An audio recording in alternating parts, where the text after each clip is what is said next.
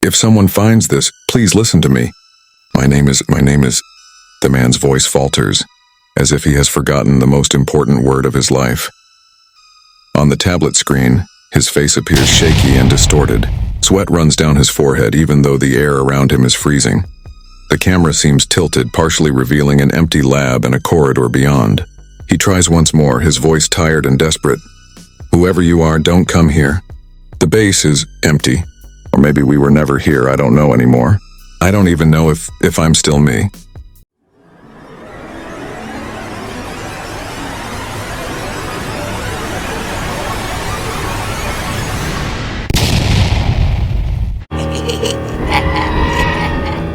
The sky on planet Erebus-9 was a vast, colorless canvas. Not even stars flickered beyond the thick darkness, as if space itself had abandoned this remote corner of the universe. The research base, solitary in the ice, was a hunk of metal buried beneath. Inside the facility, 4 human beings fought against time, the cold, and increasingly against themselves. Dave Mercer sat at a console, the tips of his fingers cold against the metallic keyboard. Day 178 of the mission. It wasn't a celebratory milestone, just another day in an endless chain of mechanical tasks and silence. He opened the log to send the daily maintenance report to Earth, one that would arrive 48 hours later, if it arrived at all. The delay in communication was absurd, a cruel reminder of how truly alone they were out there. Dave sighed, running a hand through his thinning brown hair, greasy from wearing his exploration helmet too often. The silence was unbearable, but he had almost gotten used to it. Almost. Behind him, an automatic door hissed open. Martin Price shuffled in, rubbing his hands and blowing into them to ward off the cold that seemed to seep all the way into his bones. The heating system is running at minimum, Martin muttered, pulling out a chair and sitting beside Dave. We should have brought a backup heater. Dave grunted, his eyes still fixed on the screen. Martin wasn't a bad guy, but he had an irritating habit of stating the obvious, as if they didn't already know how miserable everything was. Before Dave could respond, Lucas Finch appeared at the door, carrying a metal container filled with freshly collected ice samples. Lucas was obsessive, and when he stumbled upon something interesting, neither the old nor danger could see him. His hands trembled, but his eyes gleamed with excitement. This is big, Lucas said with a manic grin, setting the container on the counter. You won't believe what I found. Dave felt a knot tighten in his chest. A bad feeling creeping into his mind, he eyed the box with suspicion. Lucas, you know we have protocols for this, right? We're not supposed to bring unknown samples inside the base.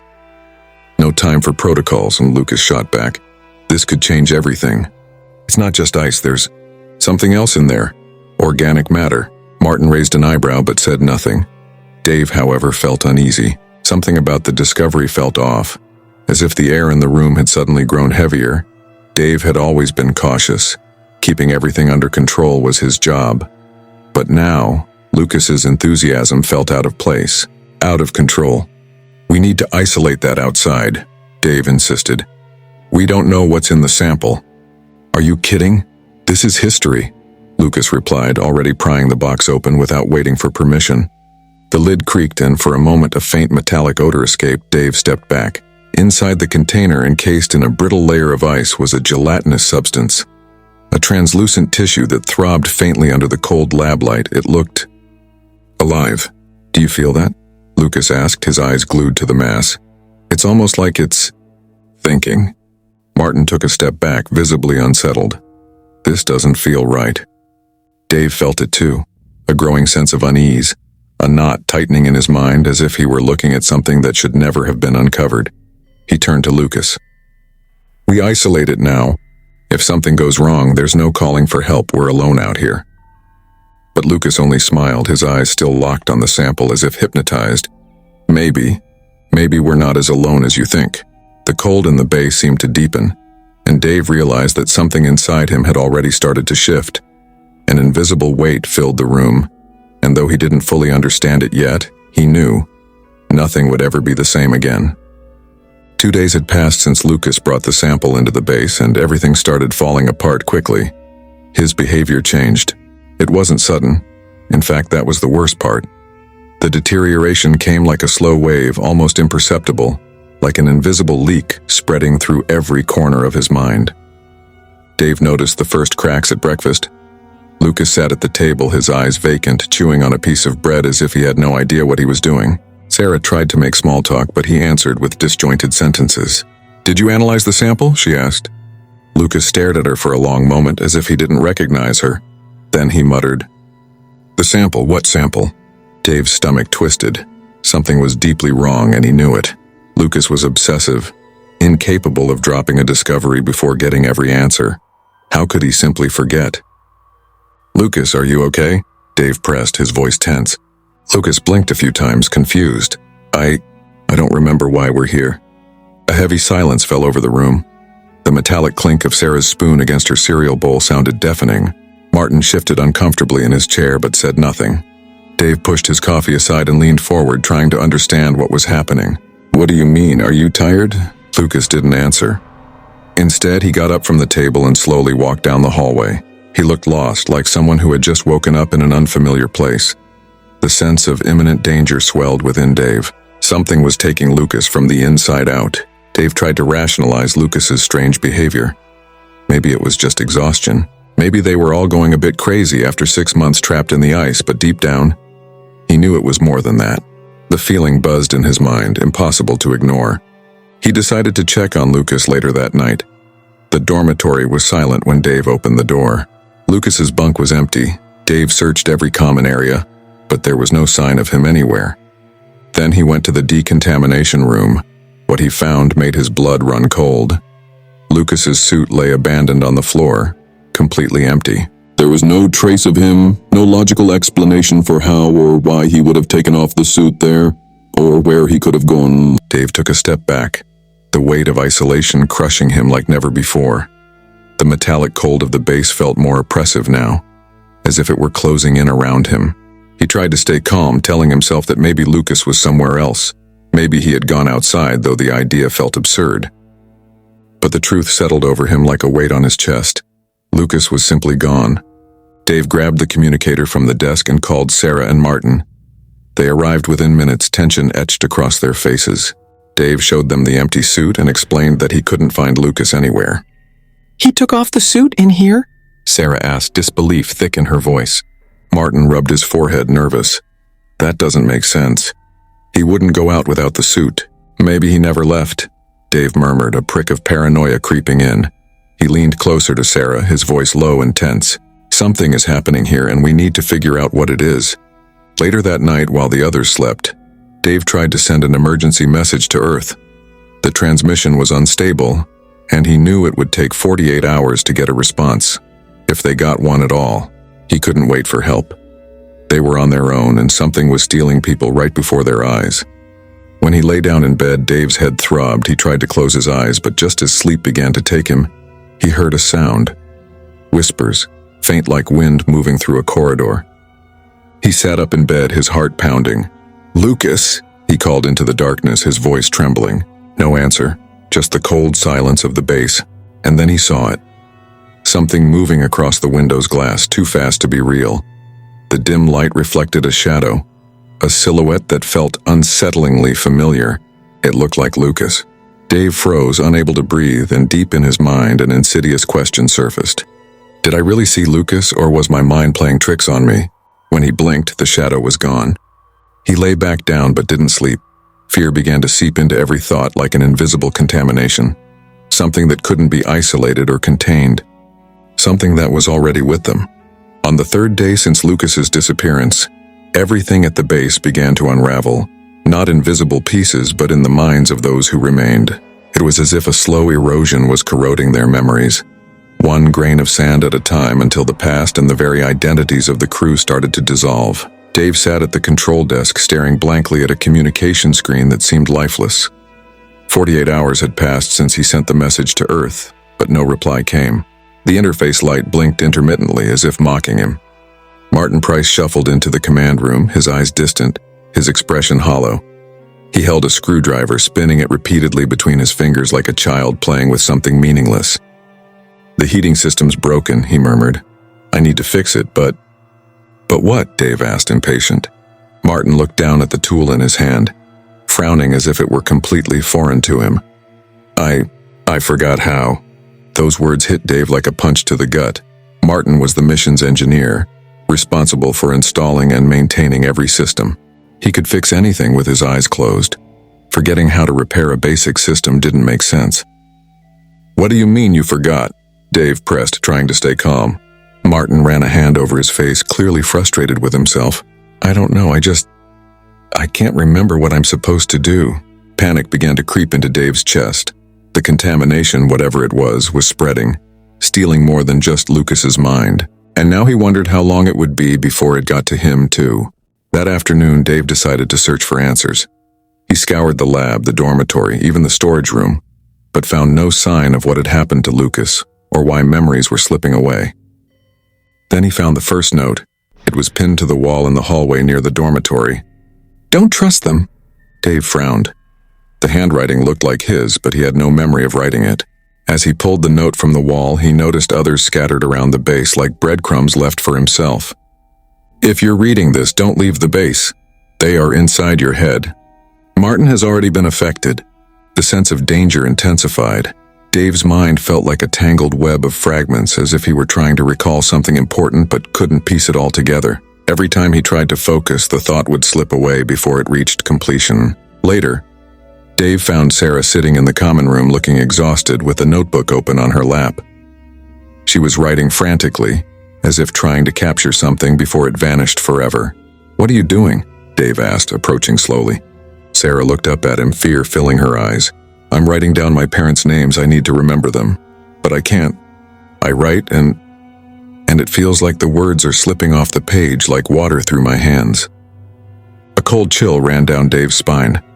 He glanced at her notebook and saw that the letters were indeed becoming crooked and smudged, as if they refused to stay on the paper.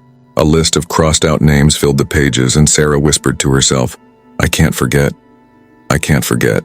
Dave placed a hand on her shoulder, trying to offer comfort, but felt completely powerless. "We'll get through this, Sarah. We just need to stay focused." She looked him in the eyes, desperate. "Focused on what? I don't even know what we're doing here anymore, do you? Do you still remember?"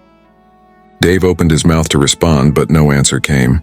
He blinked, trying to recall the mission's purpose. Something about sample collection, something important. But the more he tried to remember, the more the memory crumbled, like dust in his hands. Dave woke with the unsettling feeling that something was wrong.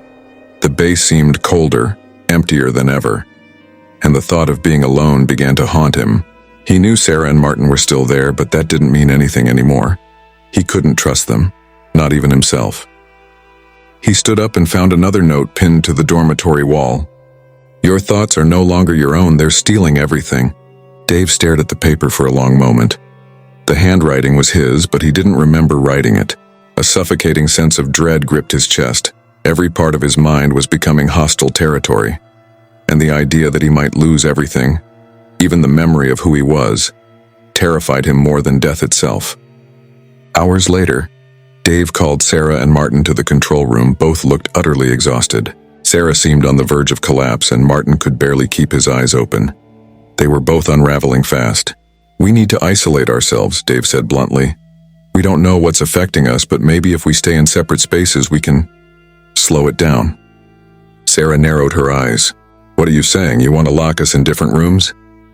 "That's exactly what I'm saying," Dave replied, trying to stay composed. He needed to act fast before he lost control of everything. "Each of us will go to a different section of the base. No one leaves until we hear back from Earth." Martin shrugged, indifferent to the gravity of the situation. "Does it even matter? We're all going to forget anyway." "Don't forget this," Dave said firmly. "We are not alone here. If we stay together, it'll get worse. Don't trust anyone." The words came out cold and sharp, but it was the only path he saw. They separated silently, without protest. It was a quiet surrender to fear, a last desperate attempt to keep what was left of their identities intact. Hours later, Dave monitored the base's security cameras. The feeds were unstable, fragmented, as if the technology itself was falling apart along with them. Through the screens, he saw Martin sitting on the floor of one of the labs, scribbling endlessly on a sheet of paper. Dave couldn't make out what he was writing, but the names grew increasingly incoherent. Martin muttered to himself, his voice a dull murmur. "Ashley, Amanda, no, it was Karen? No, that's not right." Then in frustration, he scratched out everything, throwing the paper aside. He buried his hands in his head as if trying to hold on to the remnants of who he once was, struggling to remember a wife who now existed only as a forgotten shadow. Dave switched cameras, unable to watch any longer. Martin's fate was already sealed. He knew it, and the truth crushed him. Soon after, Dave heard a scream from Sarah's section. He ran through the cold corridors, his footsteps echoing like hammer blows on the metal floor, until he reached the door to the lab where she was locked inside. "Sarah!" he shouted, pounding on the door. "What's happening?" On the other side, he heard hysterical laughter, followed by uncontrollable sobbing.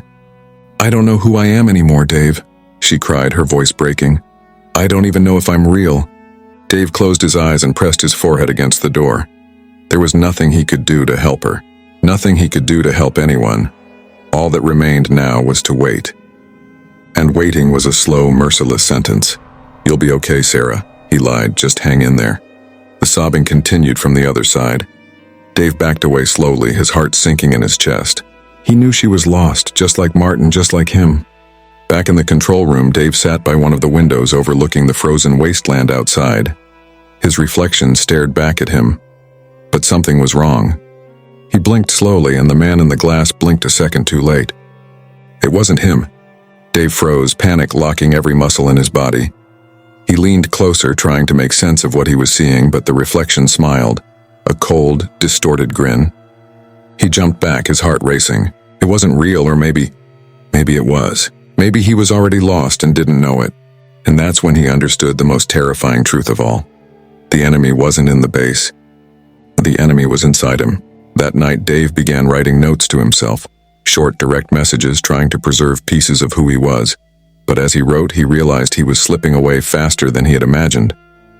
He scribbled in his journal, "My name is David Mercer. I am the mission leader. I cannot forget my sister. I cannot forget her." But as he wrote, a thought struck him like lightning. What was his sister's name? He stopped. The pencil in his hand began to tremble. No, he whispered to himself. He searched his mind desperately, but the memory slipped away like a dream fading upon waking. All he knew was that he had made a promise never to forget her, and now she was disappearing. Dave squeezed his eyes shut as if he could hold on to the memory by force, but it was no use. Her name was gone, her face too, and deep down he knew if he forgot her completely, he wouldn't be himself anymore. Dave was on the verge of a breakdown. Nothing felt real. Not himself, not the metallic walls around him, nor the constant hum of the base's systems, droning like a mechanical ghost. With every passing minute, more pieces of his mind crumbled away. He wondered how much time he had left before nothing remained of who he was. Desperately, he scoured the mission's digital files. He needed answers.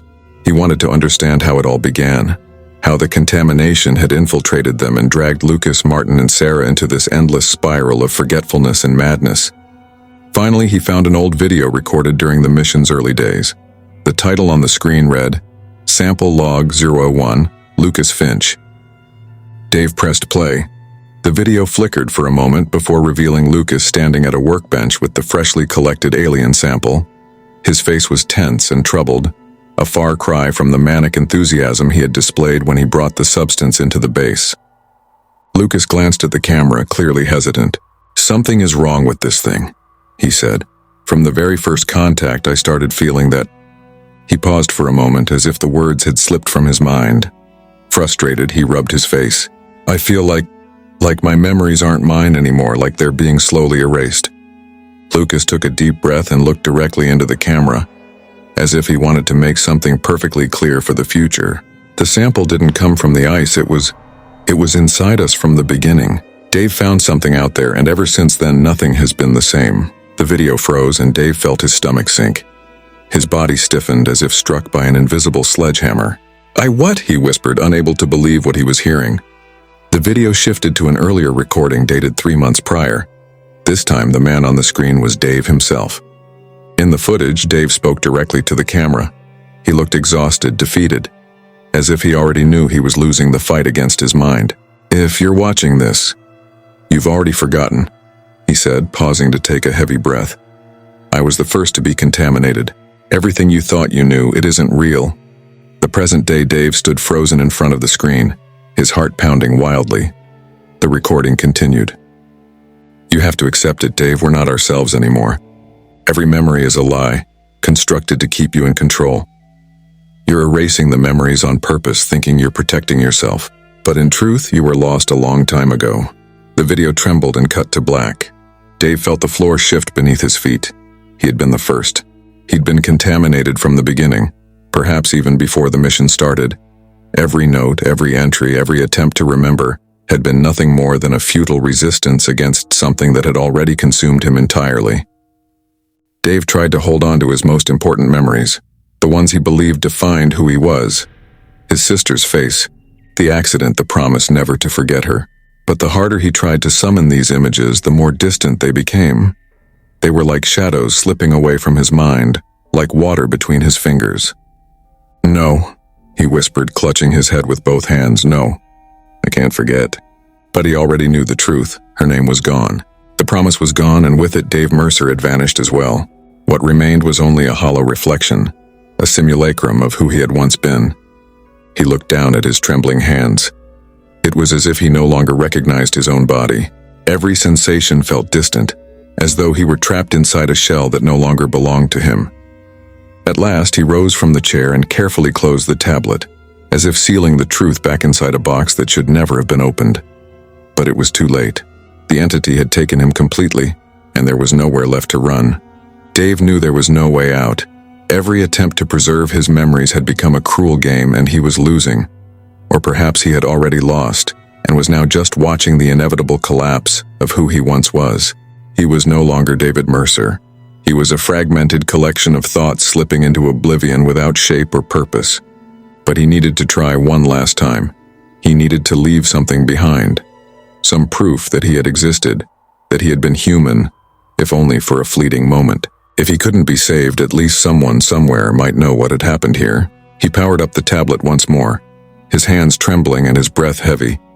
Every second was a battle to remember who he was, to hold on to some thread of sanity. The screen flickered and the camera began recording.